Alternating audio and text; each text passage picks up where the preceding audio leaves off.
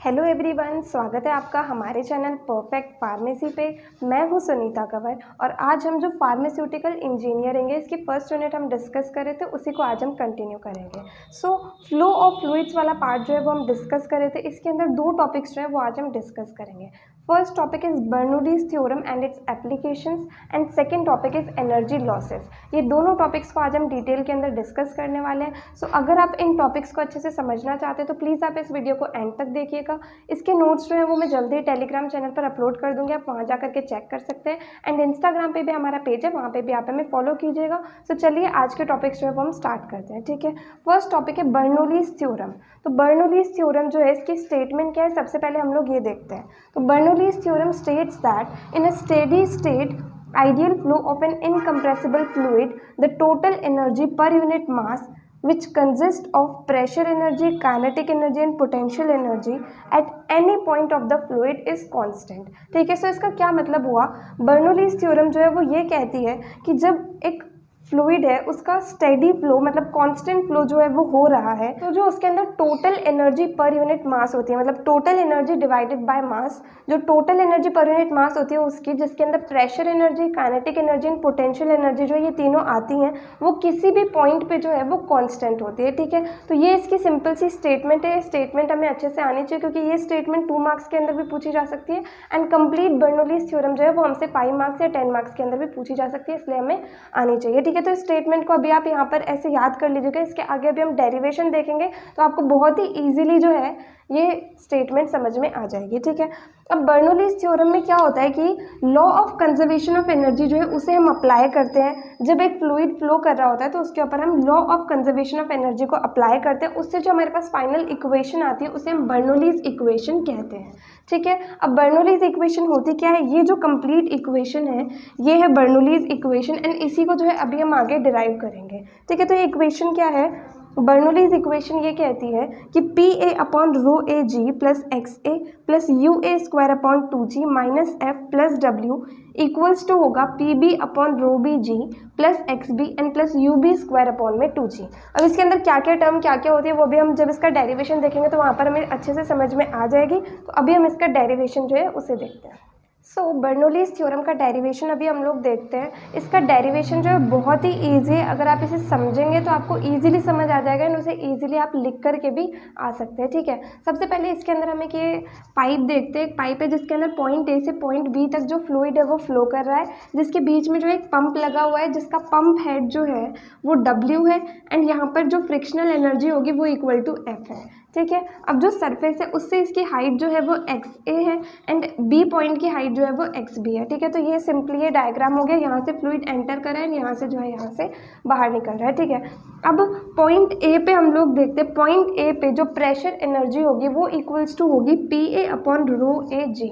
PA जो है वो हो गया pressure at point A, then rho A हो गया density at point A and then G हो गया ग्रेविटेशनल कांस्टेंट। ठीक है, इसके बाद में पोटेंशियल एनर्जी कितनी होगी पॉइंट ए पे, हम यहाँ पर क्या कंसीडर कर रहे हैं, सिर्फ 1 kg फ्लूइड जो है वो यहाँ पर पॉइंट ए से पॉइंट बी तक फ्लो कर रहा है। तो जब 1 kg फ्लूइड फ्लो करेगा तो हमारे पास जो पोटेंशियल एनर्जी आएगी वो इक्वल टू आ जाएगी XA। ठीक है, देन इसके बाद में जो काइनेटिक एनर्जी होगी वो आ जाएगी यू ए स्क्वायर अपॉन में 2g। यू ए क्या होगी, वेलोसिटी हो गई पॉइंट ए पे एंड जी जो है ये ग्रेविटेशनल कांस्टेंट है ही। ठीक है, तो पॉइंट ए पे जो है तीनों एनर्जीज की वैल्यू हमारे पास ये आ गई। देन हम बात करते हैं पॉइंट बी पे, सेम इसी तरीके से हो जाएगा। प्रेशर एनर्जी इक्वल टू आ जाएगी P B upon rho B G, then potential energy equal to आ जाएगी X B, then kinetic energy equal to आ जाएगी यू बी स्क्वायर अपॉन में 2g। ठीक है, तो इस तरीके से simply point A and point B पे डिफरेंट एनर्जीज की वैल्यू आ गई। ठीक है, अब जो टोटल एनर्जी होगी किसी भी एक पॉइंट पर वो इक्वल टू होगी pressure energy plus potential energy plus kinetic energy. ठीक है, तो टोटल एनर्जी अगर हम पॉइंट ए पे देखें तो वो इक्वल टू आएगी P A upon rho A G plus X A plus U A square upon में 2g। ठीक है, अब हम बर्नौलीज थ्योरम की बात करें तो बर्नौलीज थ्योरम क्या कहती है, किसी एक पॉइंट पर जो सारी की सारी एनर्जीज का सम होता है वो कांस्टेंट होता है। तो इसका मतलब हुआ कि total energy at point A जो होगी वो इक्वल टू होगी कांस्टेंट। सिमिलरली जब हम पॉइंट बी पे बर्नौलीज थ्योरम को अप्लाई करेंगे तो total energy in point B जो है वो इक्वल टू आएगी P B upon rho B G plus X B plus U B square upon में 2g, ये इक्वल टू आएगा कांस्टेंट। ठीक है, अब यहाँ पर हमारे पास जो है पंप भी प्रेजेंट है, तो एनर्जी जो पंप के द्वारा ऐड होगी वो होगी प्लस डब्ल्यू, एंड जो लॉस ऑफ एनर्जी होगी फ्रिक्शन की वजह से तो वो होगी माइनस एफ। ठीक है, तो अब अगर हम ये चीज़ कंसिडर करें कि अगर पॉइंट ए से पॉइंट बी के बीच में कोई गेन या फिर कोई भी लॉस ऑफ एनर्जी नहीं हुआ है, तो हम यहाँ पर principal of conservation of energy मास जो होता है उसे अप्लाई कर सकते हैं, एंड उसकी बेसिस पे क्या होता है कि जो इनपुट ऑफ एनर्जी है वो इक्वल टू होगा आउटपुट ऑफ एनर्जी, मतलब जो एनर्जी यहाँ पर इनपुट हुई है पॉइंट ए पर वो सेम होगी जो एनर्जी आउटपुट हुई है पॉइंट बी पर। ठीक है, तो इस तरीके से हम principle of conservation of energy and mass जो है उसे हम अप्लाई करेंगे point A and point B के बीच में। तो इससे क्या होगा, जो इनपुट एनर्जी होगी वो इक्वल्स टू होगी आउटपुट एनर्जी। ठीक है, तो इसका मतलब क्या हुआ, जो टोटल एनर्जी पॉइंट ए पर है वो इक्वल टू होगी जो टोटल एनर्जी है पॉइंट बी पे उसके। ठीक है, तो total energy at point A हमारे पास में ये वैल्यू आती है and total energy at point B हमारे पास में ये वैल्यू आती है, तो ये दोनों जो है वो इक्वल हो जाएंगे। अब इसके बाद में हम इन चीज़ों को भी कंसिडर करें जो एनर्जी पंप के द्वारा ऐड हुई है एंड जो एनर्जी फ्रिक्शन की वजह से लूज हुई है, तो इससे फाइनल इक्वेशन जो है हमारे पास बर्नौलीज इक्वेशन वो कुछ इस तरीके से आ जाएगी, P A upon rho A G plus X A plus U A square upon में 2g minus F plus W equals to P B upon rho B G plus X B plus U B square upon में 2g। ठीक है, तो इस तरीके से point A and point B के बीच में जो एनर्जी है वो कम्प्लीटली बैलेंस हो जाएगी एंड बर्नौलीज थ्योरम की फाइनल जो है ये हमारे पास में बर्नौलीज इक्वेशन आ जाएगी। ठीक है, इस तरीके से हम बर्नौलीज इक्वेशन को लिख सकते हैं। सो ये था हमारे पास कंप्लीट बर्नौलीज थ्योरम की स्टेटमेंट। ठीक है, देन उसका कंप्लीट डेरिवेशन जो है वो हम इस तरीके से कर सकते हैं। अगर यहाँ पर आपको कुछ थोड़ा बहुत कंफ्यूजन हो तो नोट्स में आपको बिल्कुल क्लियर जो है ये चीज़ लिखी हुई मिल जाएगी, वहाँ से आप इसे और इजीली समझ सकते हैं।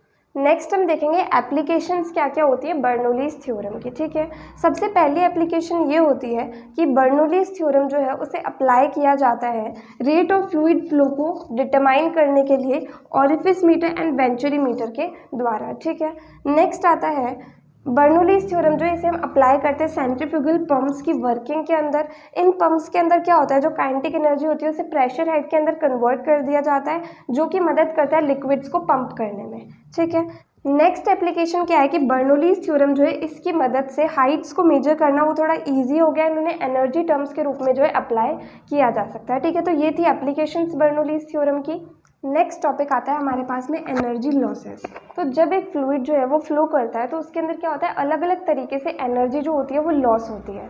ठीक है, जैसे हमने बर्नौलीज थ्योरम पढ़ी थी तो उसकी स्टेटमेंट के अंदर भी लॉस ऑफ एनर्जी टर्म जो है वो यूज़ होता है, तो इस वजह से इस टॉपिक को हम यहाँ पर डिस्कस करें कि एनर्जी जो लॉस होती है फ्लो ऑफ फ्लूइड के टाइम वो किस किस तरीके से जो है वो लॉस हो सकती है। तो उसके चार जो है वो टाइप हो सकते हैं लॉस ऑफ एनर्जी के। फर्स्ट आता है फ्रिक्शनल लॉस, सेकेंड आता है लॉसेज इन फिटिंग्स, थर्ड आता है एनलार्जमेंट लॉस एंड फोर्थ आता है कॉन्ट्रैक्शन लॉस। ठीक है, इन चारों लॉसेस के बारे में हम वन बाय वन करके डिस्कस करेंगे। सबसे फर्स्ट है हमारे पास में फ्रिक्शनल लॉस। ठीक है, फ्रिक्शनल लॉस में क्या होता है, जब एक फ्लूइड जो है वो फ्लो कर रहा होता है तो उसमें क्या होती है, फ्रिक्शनल फोर्सेस लगती हैं जिसकी वजह से जो है प्रेशर लॉस होता है एंड उस वजह से क्या होता है कि एनर्जी के अंदर भी कुछ लॉस होता है। अब जो फ्रिक्शनल फोर्स अप्लाई होती है उसकी वजह से फ्लो जो होता है फ्लूइड का वो चेंज होता रहता है, कभी लैमिनर हो जाता है कभी टर्बुलेंट हो जाता है, तो उसका फ्लो जो है वो भी चेंज होता है, तो उस वजह से भी जो एनर्जी है वो इसके अंदर लॉस हो सकती है। ठीक है, जनरली हम देखें तो जो प्रेशर ड्रॉप होता है फ्रिक्शन की वजह से एक फ्लूइड के अंदर, उसके लिए हमारे पास स्पैनिंग इक्वेशन होती है डेल्टा पी एफ मतलब pressure drop equal to 2f u square L rho divided by D. F जो है यहाँ पर वो फ्रिक्शन फैक्टर है, u जो है वो वेलोसिटी ऑफ फ्लूइड है, एल जो है ये लेंथ है पाइप की जिस पाइप के अंदर जो फ्लूइड है वो फ्लो कर रहा है, रो जो है ये डेंसिटी है फ्लूइड की, एंड फाइनली डी जो है ये पाइप का डायमीटर है। ठीक है, तो इस तरीके से फ्रिक्शन लॉस होता है। फ्रिक्शन लॉस के अंदर सिंपल चीज़ ये है कि जब एक फ्लूइड फ्लो कर रहा है तो उसके अंदर फ्रिक्शन की वजह से क्या होता है, प्रेशर ड्रॉप होता है जिसकी वजह से एनर्जी जो है उसका कुछ लॉस होता है, क्योंकि इसके अंदर अलग अलग तरह का फ्लो हो जाता है फ्रिक्शन की वजह से, जैसे कभी टर्बुलेंट हो गया कभी लैमिनर हो गया, उसकी वजह से भी यहाँ पर एनर्जी जो है वो लॉस हो जाती है। ठीक है, नेक्स्ट आता है लॉसेस इन फिटिंग्स। तो हम देखते हैं एक पाइप जो है उसके अंदर अलग अलग तरह की फिटिंग्स जो है वो होती है। तो अगर जो फिटिंग एक स्ट्रेट पाइप के अंदर हम कोई फिटिंग इंट्रोड्यूस करते हैं तो उसकी वजह से क्या होता है, जो फ्लो है फ्लूइड का वो थोड़ा डिस्टर्ब हो जाता है, एंड डिस्टर्ब होता है तो उसकी वजह से क्या होता है, कुछ एनर्जी लॉस हो जाती है। ठीक है, तो लॉसेज इन फिटिंग्स में सिंपली यही हो गया कि पाइप है उसके अंदर हमने अलग अलग तरह की फिटिंग्स करी, तो उसकी वजह से क्या होगा कि फ्लूइड का जो फ्लो है वो थोड़ा सा डिस्टर्ब होगा, जिसकी वजह से एनर्जी जो है उसके अंदर लॉस होगी। ठीक है, अब जैसे डायरेक्शन चेंज हो रही है उसके लिए जो है एल्बो फिटिंग होती है, इस तरीके से जो एक फिटिंग होती है जिसकी वजह से डायरेक्शन जो है फ्लो की वो चेंज हो जाती है। ठीक है, नेक्स्ट आता है changes in types of fitting, मतलब किस तरीके से वो फिटिंग हो रखी है उसका टाइप जो है वही चेंज हो जाता है। जैसे कि एग्जांपल है इसका टी फिटिंग। टी फिटिंग जो है वो कुछ इस तरीके से होती है, एक पाइप के अंदर इस तरह की फिटिंग को इंट्रोड्यूस कर देते हैं तो उसकी वजह से भी क्या होता है कि एनर्जी जो है वो लॉस होती है। ठीक है, तो इस तरीके से हम लॉसेज इन फिटिंग्स को डिफाइन कर सकते हैं। नेक्स्ट हमारे पास आता है एनलार्जमेंट लॉसेज। तो एनलार्जमेंट वर्ड से हमें पता चल रहा है कि उसका जो एरिया है वो बढ़ जाता है। ठीक है, तो जैसा हम इधर डायग्राम में देख सकते हैं, पाइप पहले हमारे पास ऐसा था एंड देन वो एनलार्ज हो गया, तो इसकी वजह से जो एनर्जी लॉस हो रहा है उसे हम एनलार्जमेंट लॉस कहते हैं। ठीक है, तो अगर जो क्रॉस सेक्शन होता है पाइप का वो अचानक से चेंज हो जाता है तो उसकी वजह से क्या होता है कि एनर्जी उसके अंदर लॉस्ट होती है। ठीक है, अब जब सडन एनलार्जमेंट हुआ, मतलब ये इसका साइज़ अचानक से बढ़ गया, तो उसकी वजह से क्या होगा, यहाँ पर जो वेलोसिटी थी वो ज़्यादा होगी एज़ कम्पेयर टू जो यहाँ पर वेलोसिटी होगी, क्योंकि यहाँ पर क्या हुआ, फ्लूइड को ज़्यादा एरिया मिल गया फ्लो करने के लिए, तो वो आराम से फ्लो होगा एंड उसकी वेलोसिटी जो है वो थोड़ी कम हो जाएगी। ठीक है, अब जो एनर्जी लॉस होता है एनलार्जमेंट की वजह से वो इक्वल टू होता है delta H E equals to U1 minus U2 का होल स्क्वायर अपॉन में 2G। ठीक है, U1 वेलोसिटी यहाँ आ गई, U2 वेलोसिटी यहाँ आ गई एंड G जो है ग्रेविटेशनल कांस्टेंट होता ही है। तो इस तरीके से जो हम एनलार्जमेंट लॉसेस को डिफाइन कर सकते हैं। नाउ नेक्स्ट एंड लास्ट जो एनर्जी लॉस है वो आता है हमारे पास कॉन्ट्रैक्शन लॉसेस। कॉन्ट्रैक्शन से हमें पता चल रहा है कि इसका जो क्रॉस सेक्शन एरिया वो ज़्यादा से कम हो गया। ठीक है, इस चीज़ को हम कॉन्ट्रैक्शन कहेंगे। तो अगर पाइप के अंदर अचानक से कॉन्ट्रैक्शन हो जाता है तो उसकी वजह से भी जो फ्लो ऑफ फ्लूइड है वो डिस्टर्ब होगा। ठीक है, उसकी वजह से जो है कुछ यहाँ पर एनर्जी लॉस हो जाती है, उस चीज़ को जो है हम कॉन्ट्रैक्शन लॉसेस के अंदर कंसिडर करते हैं। अब इसके अंदर क्या होता है, जो यहाँ पर जो वेलोसिटी है एंड जो यहाँ पर वेलोसिटी है, तो ये वेलोसिटी जो है वो इतनी ज़्यादा होती है इस वेलोसिटी से कि हम इसको जो है नेग्लिजिबल कंसिडर कर सकते हैं, मतलब ये ना के बराबर है as compare to this velocity. जैसा कि हम लोग देखते हैं कि अगर पानी जो है वो बहुत ज़्यादा में से बहुत कम के अंदर जाएगा तो ऑब्वियसली उसकी वेलोसिटी जो है बहुत ही ज़्यादा इंक्रीज़ हो जाएगी, तो इस वजह से हम U1 को जो है नेग्लिजिबल समझ सकते हैं U2 के सामने। ठीक है, तो इस वजह से हमारे पास जो एनर्जी लॉस जो होगी कॉन्ट्रैक्शन की वजह से उसका जो फॉर्मूला आएगा, इसके अंदर हम U1 को नहीं लिखेंगे क्योंकि हमने इसे जो है नेग्लिजिबल कंसिडर करा है। ठीक है, तो क्या आएगा इसका फॉर्मूला, डेल्टा HC जो है it is equal to K U2 square divided by 2G। यहाँ पर K जो है ये एक कॉन्स्टेंट है, U2 जो है ये वेलोसिटी है इस पॉइंट पर एंड G जो है ये ग्रेविटेशनल कॉन्स्टेंट है। ठीक है, इस तरीके से हम कॉन्ट्रैक्शन लॉसेस को डिफाइन कर सकते हैं। तो ये थे अलग अलग टाइप के एनर्जी लॉसेस जो कि जब एक फ्लूइड फ्लो करता है तब होते हैं। आज हमने दो टॉपिक्स जो है वो कम्प्लीटली डिटेल के अंदर डिस्कस करे। पहला है बर्नौलीज़ थ्योरम। ठीक है, उसकी स्टेटमेंट हमने देख ली, देन उसका जो कंप्लीट डेरिवेशन है वो भी हमने देख लिया एंड उसकी applications, then energy losses and अलग अलग टाइप के एनर्जी लॉसेस जो है वो भी हमने डिस्कस कर लिए हैं। ठीक है, अगर आपको इस वीडियो के अंदर किसी भी टॉपिक के अंदर कोई भी डाउट आया तो आप कमेंट सेक्शन में पूछ सकते हैं, और अगर नेक्स्ट वीडियो आप किसी पर्टिकुलर टॉपिक पे चाहते हैं वो भी आप हमें कमेंट सेक्शन में बताइएगा। और डेफिनेटली आपको ये वीडियो हेल्पफुल लगी होगी तो प्लीज़ आप इस वीडियो को लाइक करना, ज़्यादा से ज़्यादा लोगों को शेयर करना और चैनल को सब्सक्राइब करना। थैंक यू सो मच इस वीडियो को एंड तक देखने के लिए एंड चैनल को सपोर्ट करने के लिए।